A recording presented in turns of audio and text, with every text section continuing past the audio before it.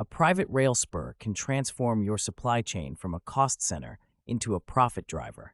But the numbers tell a stark story. While the average industrial spur costs between $400,000 and $2 million to build, companies that make the leap see logistics costs drop by 15 to 40% within 3 years. The question isn't whether rail spurs save money, it's whether your operation moves enough volume to justify the upfront investment. Let's start with construction costs, which vary dramatically based on distance and terrain. A basic quarter-mile spur on flat ground runs $300,000 to $500,000, including track materials, grading, and basic signaling. But add challenging terrain, environmental permits, or utility relocations, and costs can triple. The most expensive component? Track materials themselves account for roughly 60% of total construction costs, with rail steel alone running $40 to $60 per foot. Beyond construction, annual operating costs add another layer of complexity.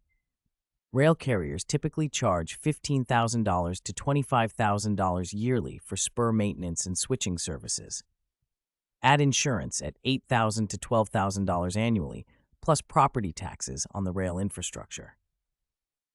Most companies overlook these ongoing expenses, but they can add up to $50,000 per year before you move a single railcar. The volume threshold is where most companies stumble in their analysis.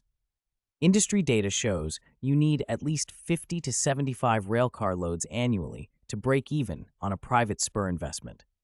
Each railcar holds roughly 100 to 125 tons of freight, equivalent to 3 to 4 truckloads.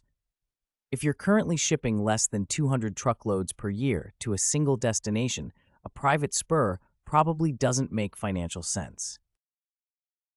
Here's where the math gets interesting. Transportation cost savings. Companies with private spurs typically save $200 to $400 per railcar compared to trucking equivalent freight over 500 miles. With 75 annual railcar movements, that's $15,000 to $30,000 in yearly savings. Factor in reduced inventory costs from more predictable rail schedules, and total annual benefits often reach $50,000 to $80,000. The hidden costs can make or break your investment. Environmental impact studies range from $25,000 to $100,000 depending on your location. Grade crossing installations add another $150,000 to $300,000 if you cross public roads. Many companies also underestimate the time factor. Permit approval and construction typically take 12 to 18 months, meaning you're carrying construction debt before seeing any operational benefits. Location multiplies every cost factor in this equation. Spurs connecting to major Class 1 railroad main lines cost less to build and operate than those serving smaller regional railroads. Distance from existing rail infrastructure is the biggest variable. Each additional mile of track construction adds roughly $800,000 to $1.2 million to your project cost. Urban locations face higher land costs but better rail connectivity. The bottom line: private rail spurs make sense for high-volume shippers moving consistent freight to dedicated destinations. If you're shipping 100-plus railcar equivalents annually and can commit to a 7 to 10-year payback period, the investment pencils out.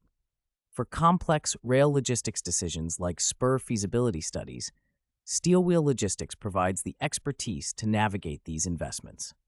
Visit steelwheellogistics.com to learn how we help companies optimize their rail infrastructure decisions.